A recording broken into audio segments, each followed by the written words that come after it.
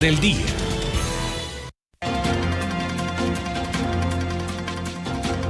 El tema del día de hoy son las marchas contra el gobierno nacional del doctor Gustavo Petro, por eso hemos invitado hoy a Holman Guevara y al diputado Marco Emilio Hincapié. Holman, buenos días.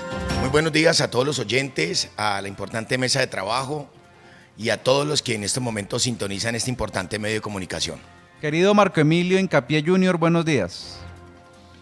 Muy buenos días, Juan Pablo, para usted, para toda la audiencia, por supuesto para Holman y las personas que están en el estudio. ¿Por qué hay que marchar contra Petro si hasta ahora está comenzando Petro, Holman? Bueno, yo creo que nosotros los ciudadanos hoy manifestamos un descontento con unas políticas que lo único que han mostrado es beneficiar a los criminales. Se piensa en no volver a bombardear, se piensa en no volver a fumigar, se piensa en ser represivo con la ciudadanía, se piensa en que los ciudadanos hoy no tenemos derecho a disfrutar muchas cosas y hoy básicamente lo que tenemos que escuchar a un presidente en Colombia es promoviendo la cocaína por encima del carbón y del petróleo ante las Naciones Unidas. Hoy estamos muy preocupados por las medidas lesivas que está tomando el gobierno de Gustavo Petro frente al tema de su dichosa reforma que no busca reunir solo 225 billones de pesos, sino que la estrategia es llegar a los 110 billones de pesos. Esta es la primera de muchas que vienen y llegó el momento de que los ciudadanos salgamos a las calles a protestar. Es muy importante salir a protestar y aclarar que esto es una iniciativa ciudadana. Aquí se les acabó la excusa de que esto lo promovió Uribe, que el Centro Democrático. Se les acabaron los argumentos. Aquí los que vamos a salir somos ciudadanos de derecha, de izquierda, de centro, liberales, conservadores, de la U, de Centro Democrático. Esto no tiene color político, esto no es de trapo rojo y azul, esto es una iniciativa ciudadana y tenemos que salir a las calles a enviar un mensaje respetuoso al gobierno de Gustavo Petro. Doctor Hincapié, ¿por qué no hay que marchar contra Gustavo Petro, que hasta ahora está comenzando su gobierno del cambio? Juan Pablo, esa pregunta es interesante, ya que llevamos tan solo 50 días de gobierno. Yo siento que el presidente está haciendo las cosas muy bien, los ministros están en contacto con el sentimiento ciudadano y pues bueno, no quiero desmeritar la convocatoria a marchar pacíficamente, es un derecho constitucional. Es algo que yo he defendido toda mi vida por mis convicciones políticas también y éticas, y las personas tienen todo el derecho a manifestarse. Claro que sí. ¿Cuáles son, a su juicio, querido Holman, los principales hierros del gobierno de Petro de más de 50 días de gobierno? Mire, ¿Cuál aquí, cree usted que son? Juan Pablo, primero quiero aclararle a opinión pública lo siguiente y al diputado Marco Emilio. Hablan de solo 50 días, pero en solo 50 días Gustavo Petro ha puesto una alarma en todos los colombianos. Estamos hablando, Marco Emilio, y a la opinión pública, que Gustavo Petro hoy está hablando de aumento de gasolina. Son decisiones de un solo plumazo. Es una amenaza real la reforma. Inicialmente hablaban que eran 4.000 colombianos ricos, luego que 40.000, y lo que tenemos claro es que hoy, después de subir la gasolina y de darse esta reforma, van a terminar afectados los 51 millones de ricos en Colombia. Gustavo Petro está dejando gobernar además a Roy Barreras, quien está tomando decisiones, está chantajeando, por cierto, a la prensa por opinar libremente. ¿A quién? Ya está haciendo persecución a la revista Semana, a Vicky Ávila, su directora. Estamos que en 50 días dándonos cuenta, como decían los abuelos, en el desayuno se sabe qué va a ser el almuerzo. Yo entiendo que el doctor Marco Emilio, por su tendencia política, defienda a capa de espada el gobierno de Gustavo Petro. Gracias, doctor Marco Emilio, por darnos el derecho a protestar, pero a diferencia de las marchas del pasado 28 de abril, saldremos a hacerlo de forma pacífica. No vamos a causar destrozos en Colombia y no vamos a causar daños por valores a los que causaron la mal llamada primera línea, que hoy es aplaudida y que hoy además se busca que estos criminales salgan a las calles. Gustavo Petro nos está amenazando y lo está haciendo en serio. La reforma tributaria es una amenaza, pero quiero decirle a los oyentes y a los televidentes que además nos siguen. Es importante tener claro que Gustavo Petro amenazó que de no pasar la reforma tributaria lo hará con emergencia económica. Estamos frente a una inquisición gubernamental por parte de un presidente de Colombia. Esto es muy grave para el país, Marco. Doctor Hincapié, a diferencia y las diferencias pues que usted podría explicar hasta ahora de la tributaria que quiso implementar Carrasquilla a la tributaria de Petro, donde hoy podemos conocer los colombianos que solamente el 1% del país, de la población de más de 50 millones, es decir, aproximadamente 500.000 personas ganan más de 10 millones de pesos y son las personas que tendrían que tributar más en favor de los más necesitados. Las diferencias. Bueno, Juan Pablo, eso es el principio de progresividad. Quien tiene mayor capacidad de contribuir lo hace. Así no solo funciona en Colombia, sino es un principio del sistema tributario a nivel mundial de todos los países capitalistas, algunos países socialistas. Entonces, este principio nos dice a nosotros, en este caso, que yo veo que el tema fundamental con el cual están llamando a la gente a marchar es el aumento de los precios de la gasolina, un aumento que será paulatinamente de 200 pesos por galón. ¿Y esto a qué se debe? Se debe a que el costo de estabilización del precio del galón nos está costando a los colombianos 30 billones de pesos anuales, 30 billones que ahora los estamos necesitando muchísimo. Acordémonos qué deuda recibimos, qué deuda externa tiene el país en estos momentos, acordémonos los graves problemas que tenemos en el sistema de salud, el sistema de educación, y pues bueno, pienso que el ministro de Hacienda ha explicado magistralmente lo que se pretende con esta reforma. Así es, pero Holman, ese tema de la gasolina no era una papa caliente que en el gobierno de Duque no se quiso abordar. El fondo de la estabilización pues no es ni culpa suya ni mía, pero eso viene desde hace creo 15 años y pues de todas maneras es un subsidio que tienen los colombianos, pero entiendo que es una de las gasolinas más económicas que tiene Latinoamérica. Usted que se mueve en el sector de los combustibles, ¿no cree que es necesario ir desmontando de a poquitos, así sea de a 200 pesos, el precio del subsidio de la gasolina? La primera advertencia que nos hizo Gustavo Petro cuando era candidato era que cualquier reforma era dañina para el país. Nosotros los colombianos teníamos claro que era necesaria una reforma, pero no en las condiciones que quiere poner el presidente Gustavo Petro. Frente al tema de la gasolina, sí, estuve de hecho en un tema de negocios en México y pude darme cuenta que el litro de gasolina estaba en 22,19 pesos mexicanos, que haciendo la conversión de litros a galones y pasándola de peso mexicano a peso colombiano, el galón de gasolina en México vale 18,000 pesos. 18,000 pesos. Pero yo creo que este problema se tiene que manejar de forma diferente, porque tenemos claro que si el país viene de una crisis, hombre, la pandemia afectó el planeta, venimos de una crisis y si nosotros pensamos en que parte de la solución es quitarle el subsidio a los combustibles, pues obviamente vamos a disparar la canasta familiar y el carecimiento en Colombia. Tenemos claro que sí debe ser de forma muy lenta, pero no bajo las amenazas. Hay que hacerlo. Sí hay que hacerlo, pero hay que hacerlo de una forma muy lenta y muy seguramente proyectar ese aumento en los 4 años y decirle al país cuánto va a ser ese aumento, porque hoy hay incertidumbre. El gremio de taxistas, el gremio de los camioneros, los transportadores, ya dijeron, si sube el combustible, estamos listos para parar y pararnos en las vías, bloquear vías, y si se bloquean las vías, vamos a tener problemas en la economía. Dese cuenta, Juan Pablo, que en las pasadas marchas la canasta de huevos subió, la leche subió y todo subió. Se desbloquearon las vías y los precios quedaron arriba. Son cosas que ya no se mueven. El país no aguanta más y hay que decirle a la opinión pública que el país no aguanta este tipo de reformas que quiere hacer Gustavo Petro. Pero además, sube la gasolina y sube todo. Estamos hablando de las bebidas, estamos hablando de la posible quiebra de más de 250,000 tiendas en Colombia que se van a ver afectadas por la reforma tributaria. Esto es una amenaza real y lo quiero decir a los que están criticando las marchas del día de hoy, lunes 26, que son 4 gatos que quieren minimizarnos, que nosotros somos insignificantes. Yo le quiero decir que no vamos a hacer esas marchas apoteósicas de criminales y bandidos, de terroristas que salieron en el pasado 28 de abril.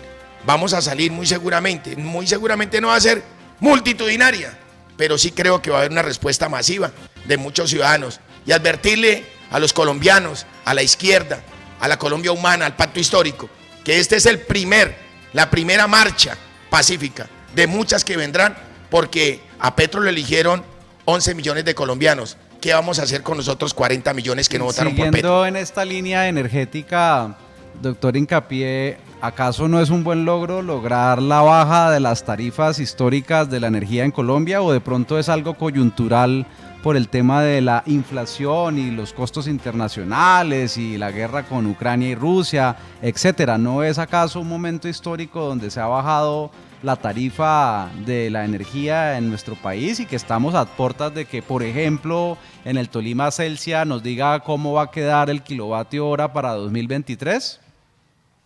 Son muy buenas noticias para todos y todas las ciudadanas. Yo siento que esto era un reclamo y una exigencia que comenzó en momentos en que llegó el COVID-19, donde las empresas de servicios públicos, no todas, no quiero generalizar, comenzaron a incrementar el precio del kilovatio. Acá en el Tolima, en Ibagué lo vivimos. Comenzamos las charlas, comenzamos a elevar los requerimientos ante quién es la encargada de regular estos precios, que es la CRE, la Comisión que regula de electricidad y de energía y gas. La CRE, pues, no recibíamos respuesta. Inclusive hace poco lo citamos acá a un debate de control político en la Asamblea Departamental, donde vino Celsia, pero no tuvimos la presencia de la CRE. Esto es un triunfo para la ciudadanía, es un triunfo también para los empresarios, para la población en general, ya que estos altos costos del kilovatio pues muchas veces están reduciendo el bienestar de las familias de los colombianos. Entonces pienso que el Tolima y Ibagué aplaude que por fin se pongan en cintura estas empresas que estaban empobreciendo los hogares y las familias de los tolimenses. ¿Por qué en el Tolima, doctor Hincapié, solo se destaca Miguel Barreto, que curiosamente es conservador, y no se destacan otros representantes del pacto o del Partido Liberal para luchar con la disminución del kilovatio hora? Bueno, el senador Miguel Barreto nos invitó en el año 2020. Hay que reconocer que él inició con este proceso golpeando las puertas a nivel nacional. Acordémonos que anteriormente solo se tenía la representación del Partido Conservador ante el gobierno, ante el legislativo, y bueno, le quedaba más fácil llegar a estas esferas nacionales. Pero acá yo me acuerdo del Consejo Municipal de Ibagué, la Asamblea Departamental del Tolima, pues dentro de nuestro campo de acción hemos estado muy atentos a hacer estas solicitudes, y el por qué otras fuerzas no se vieron ahí reflejadas. Pues me acuerdo que Ángel María Gaitán, ex representante de la Cámara en ese entonces, también elevó estas solicitudes, y pues bueno, recordemos que unos son los senadores, los otros son los representantes, y desafortunadamente se escucha a veces más a los senadores. Holman, el tema del kilovatio hora es algo que no es fácil de discernir por parte de los colombianos. Lo que sí uno discierne es que en el recibo de la energía le sube al 20% de un año a otro, en menos de 6 meses. Pues ya con lo que ha hecho Miguel Barreto de reclasificar al Tolima prorrateando con otros departamentos hermanos como creo que Cundinamarca, Boyacá, etcétera, y ahora con esta voluntad de las empresas energéticas distribuidoras de Colombia, ¿se podrá lograr algo que no se logró en el gobierno anterior? Mire, es importante aclarar a la opinión pública que lo que está haciendo la ministra de Minas, Irene Vélez, es muy exageradamente irresponsable. Los que conocen la legislación colombiana saben muy bien que hay mucho populismo detrás de todo este autobombo de bajar el precio del kilovatio. Hay que revisar muy bien la legislación y hay que revisar muy bien cómo es la tabla o la fórmula que hoy maneja la Comisión Reguladora de Energía y Gas. Y es importante recordarle a la opinión pública que esto es un anuncio donde prometieron bajar las tarifas de la energía, pero que hoy todavía están en mesas de concertación y de trabajo con las empresas comercializadoras y generadoras, porque no es fácil, porque eso no es un hecho, eso no es real. Hay que decirle la verdad a los colombianos, eso no es real. Hasta que yo no vea la rebaja en el recibo, no lo voy a creer. porque resulta que desafortunadamente para poder cambiar ese precio se tiene que cambiar la legislación y ojo con la Comisión Reguladora de Energía y Gas, que ella aún diciendo que puede hacer cosas, no lo puede hacer. Hay que conocer muy bien la ley 142, pero concentrarse en la Comisión Reguladora de Energía y Gas. De hecho, la viceministra salió a decir que eso de bajarle el precio al kilovatio no iba a ser tan fácil.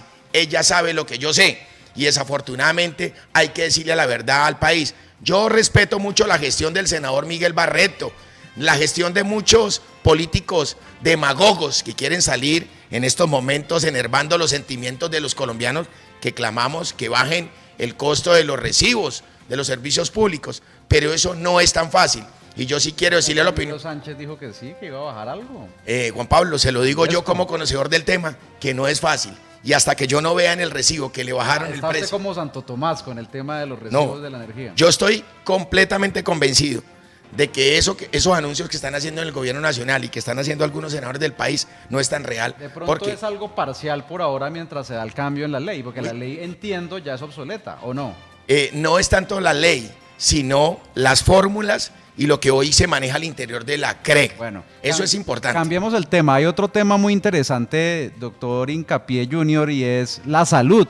Imagínese que Paloma Valencia salió a decir que el modelo colombiano es uno de los mejores del mundo, según creo el exministro Fernando Ruiz. Me lo confirma ahorita Holman Guevara. Sin embargo, pues pareciera como si Valencia estuviera de alguna manera defendiendo el sistema privado. ¿Usted cree que en efecto hay que acabar con las EPS, volverlas unas prestadoras de salud y no unos operadores intermediarios? ¿Por qué protestar contra cambios, por ejemplo, en el mal servicio de la salud que se presta a los colombianos? Y última pregunta, todas en una. ¿Volver al sistema del seguro social, no cree usted que puede generar más corrupción en el sistema de salud y en el maltrecho Fosiga?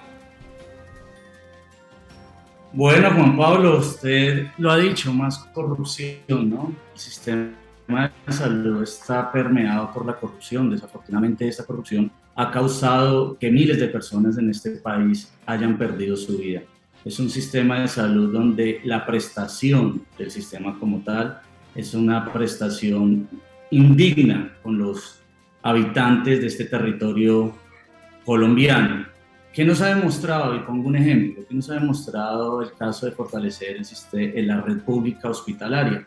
Miremos el Federico Lleras. El Federico Lleras hoy está compitiendo con cualquier clínica de Colombia, donde está facturando las EPS.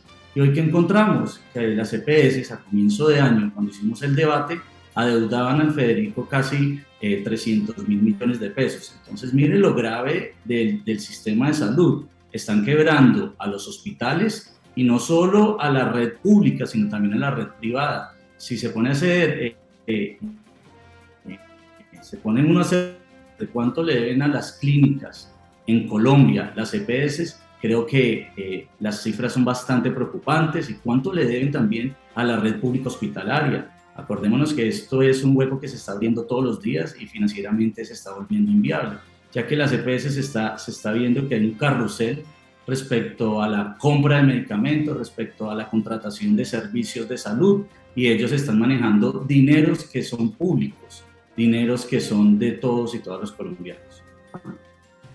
Querido Holman, ¿está Paloma Valencia per se defendiendo a las EPS? ¿Usted cree que hay que cambiar el modelo asegurador que ha generado cobertura, pero no tanto calidad para los colombianos? ¿Hay temor de las EPS de que se acabe este sistema y se cambie al modelo antiguo? Para los que no sabían cómo funcionaba la salud en Colombia, hace unos buenos años atrás, cuando un empleado lo contrataba una empresa, él era el único que tenía el derecho a la salud.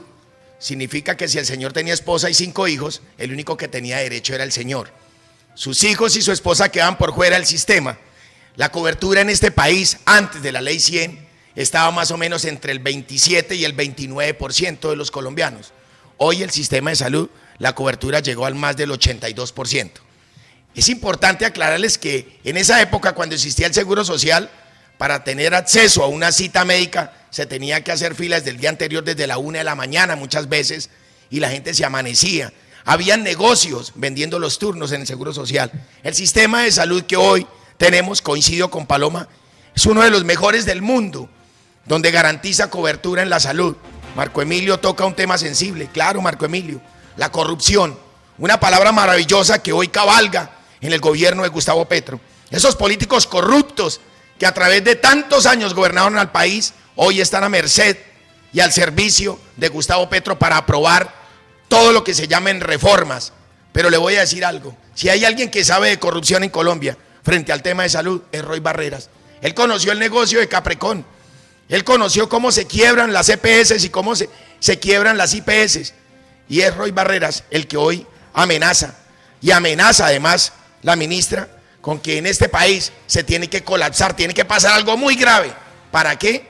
Para acabar el sistema de salud.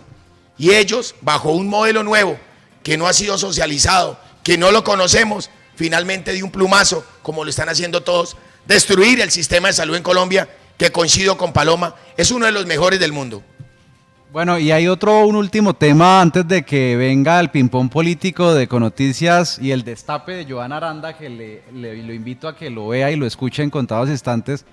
Claro, el destape político. Vamos a hablar sobre el tema de los fondos de pensiones. Mientras el modelo de Petro prefiere fortalecer a Colpensiones, no sabemos cómo va a hacer para que no se afecte el déficit fiscal en Colombia.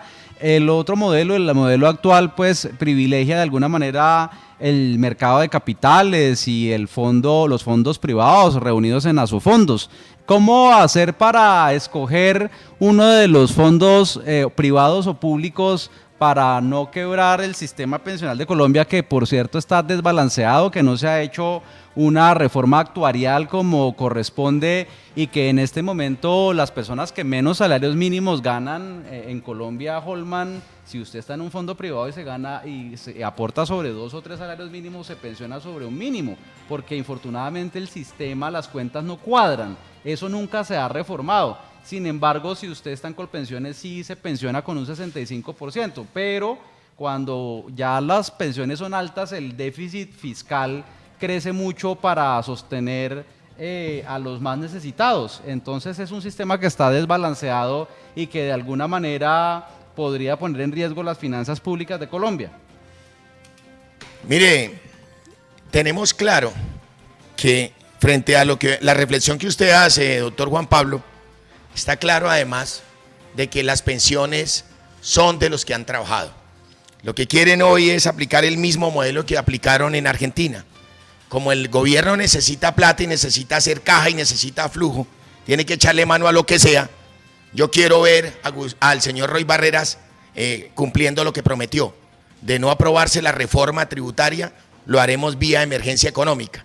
Que lo haga, que nos siga amenazando, pero que vaya a los hechos, porque tenemos claro de que él tendrá que decretar el estado de emergencia económica, y entonces ahí es donde nosotros tenemos la razón nuevamente. Le van a echar mano a la plata de los fondos. ¿Y qué va a pasar cuando ese abuelo, cuando esa abuela, cuando esa persona, ese ciudadano se quiera pensionar? No hay plata. Van a gastar la plata de los fondos, van a gastar la plata de los pensionados. Eso es real, eso lo maquillan, los estudiosos salen con cifras. Yo escucho a algunos medios muy responsables darle micrófono a personas diciéndole mentiras al país. Es mentira, tenemos claro que esa plata de los pensionados es de los pensionados, y lo que quieren hacer hoy es gastársela. Y como desafortunadamente no hay plata, porque la manía de muchos políticos es echarle la culpa al gobierno anterior, entonces ya el gobierno de Iván Duque dejó la olla raspada y necesitamos plata. Pero hay algo importante, necesitan plata porque prometieron el oro y el moro, y le prometieron, hay que quitarle la plata a los pensionados para darle los 800.000 pesos mensuales a los criminales y a los bandidos, para que no dejen, para que no sigan delinquiendo. 500.000. Están hablando de 800.000.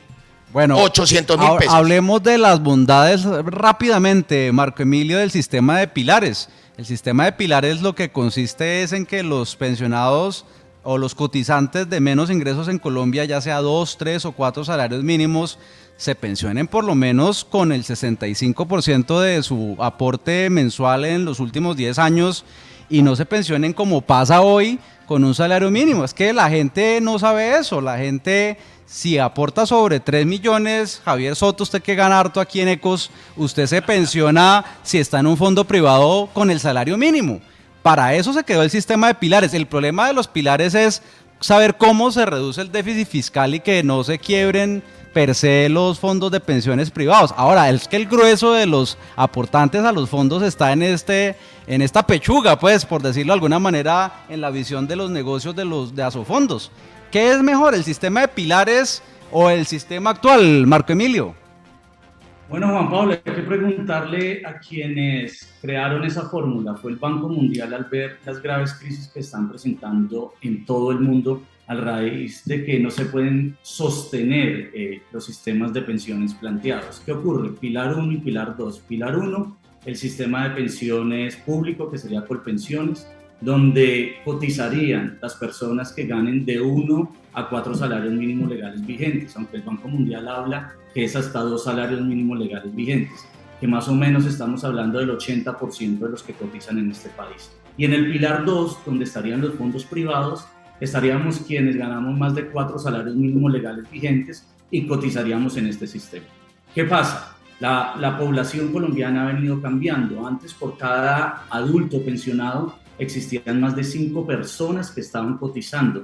Hoy en el sistema se está volviendo insostenible, ya que por cada adulto que está pensionado estamos hablando de menos de 2 personas que están cotizando al sistema. ¿Esto qué hace? Que se vaya creando un hueco fiscal en las arcas del Estado que a lo largo de los días se va a volver insostenible. Esta es una propuesta que ya lleva 20 años sobre la mesa. Esto no es un tema de nuestro presidente Gustavo Petro, sino acordémonos de Rafael Pardo, que fue uno de los ministros que empezó a tocar este tema, y varios expresidentes lo han hablado, porque también recordemos que hay otros sistemas pensionales en Colombia, donde realmente están los maestros, está la fuerza pública, donde se pensionan a otras edades, y esto lo está supliendo como tal el Estado colombiano. Entonces hay que revisar este hueco fiscal que se está haciendo, hay que ser muy responsables a la hora de opinar en materia de hacienda pública. Esto no es un tema netamente político, sino son finanzas públicas que deben ser sostenibles y no podemos dejar a los ya pensionados sin pensión, ya que se está en el sistema y día a día este hueco va a crecer.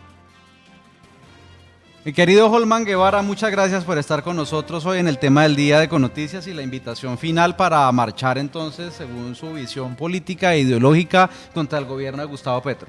A todos los colombianos de cualquier color político, de cualquier tendencia política, los invito hoy en muchas ciudades del país, 22 ciudades del país, a salir, sí. a salir Estados Unidos, ¿no? a los Estados Unidos, en México, en muchas ciudades de los Estados Unidos. Panamá. En la ciudad de Ibagué, Parque Murillo Toro, 9 de la mañana, la concentración masiva. ¿En Ibagué, de la marcha? Sí, claro. ¿Quién es? No conozco el líder porque es que además, Juan Pablo, a mí me da alegría. No, tampoco. Yo voy a salir a marchar porque me dijeron que allá podíamos ir. Esto es una iniciativa ciudadana. Y les repito, esto no es de Uribe ni el Centro Democrático. Esto es de los colombianos inconformes. Vamos a marchar contra la expropiación de tierras, contra la reforma tributaria, contra el incremento de la gasolina, contra la amenaza. Aquí no hay primera línea, ¿no? No, aquí no hay primera línea. Y Y algunos tienen el eslogan que dicen que yo trabajo, yo no marcho. Y en las del 28 de abril también trabajaron y no marcharon y permitieron que destrozaran a Colombia. Los invito a todos los ciudadanos a salir hoy, porque esta será la primera de muchas, porque esta lucha contra el gobierno de Gustavo Petro hasta ahora comienza y eso sí se lo puedo garantizar. Querido Marco Emilio Hincapié, presidente de la Asamblea del Tolima, muchas gracias por estar con nosotros en Econoticias y me imagino que la invitación suya es a no marchar. Pablo, muchas gracias por la invitación, a todas las personas que nos escucharon. No, mi invitación es a que las personas puedan ejercer sus derechos constitucionales libremente, pacíficamente, bueno, y si existen los motivos en 50 días, pues bueno, ya las personas lo evaluarán y miraremos qué tan masivas estarán esas marchas. Un abrazo muy fuerte, Juan Pablo, y que todas las personas puedan ejercer sus derechos constitucionales de manera libre y de manera garantista. 7:37, ya viene el ping-pong político de Econoticias y el destape de Joana Jimena Aranda, precandidata a la alcaldía de Ibagué. Ya regresamos. Ecotelcom Beima